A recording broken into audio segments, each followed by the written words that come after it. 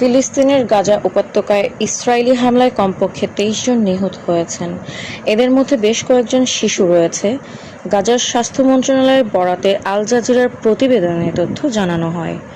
উপত্যকায় মাসব্যাপী অবরোধের মধ্যে ইসরায়েল হামলা তীব্র করেছে, ফলে যুদ্ধবিধ্বস্ত এই উপকূলীয় এলাকায় মানবিক সংকট আরও ভয়ানক পরিস্থিতির দিকে যাচ্ছে।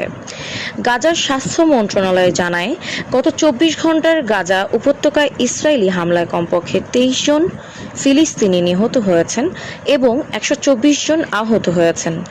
আহতদের অনেকের অবস্থা আশঙ্কাজনক হওয়ায় মৃতের সংখ্যা বাড়তে পারে।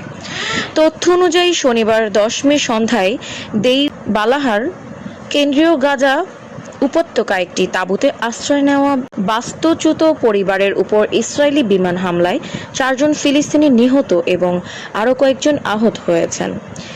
সকালে গাজা শহরের সাবরা পাড়ায় হামলার তলাই পরিবারের ৫ সদস্য নিহত হয়েছেন।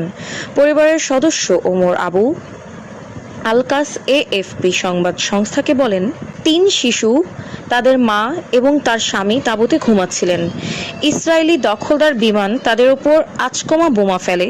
শিশুদের নানা বলে পরিচয় দেওয়া আবু আলকাস বলেন, কোনো সতর্কতা ছাড়াই এ হামলা হয়েছে।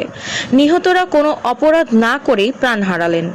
একই সঙ্গে গাজা শহরের তুফা পাড়ায় ড্রোন হামলায় ৬ জন নিহত এবং শেখ রাদওয়ান এলাকায় আরও একজন নিহত হয়েছেন। সেখানে ইসরায়েল জাকুত পরিবারের একটি অ্যাপার্টমেন্ট বোমা হামলা চালায়। দক্ষিণে ইসরায়েলি যুদ্ধজাহাজ রাফাহ উপকূলে ভারী গোলাবর্ষণ করে। এতে মোহাম্মদ সাইদ আল বারদাউইল নামে একজন নিহত হন। রাফাহ পশ্চিমে আল মাওয়াসি মানবিক অঞ্চলে হামলায় ২ বেসামরিক ব্যক্তি আহত হয়েছেন। এছাড়া গাজার অন্যান্য এলাকায় বিমান হামলা হয়েছে, তবে সেখানে উদ্ধারকারীরা পৌঁছাতে না পারায় প্রকৃত হতাহতের সংখ্যা জানা যায়নি।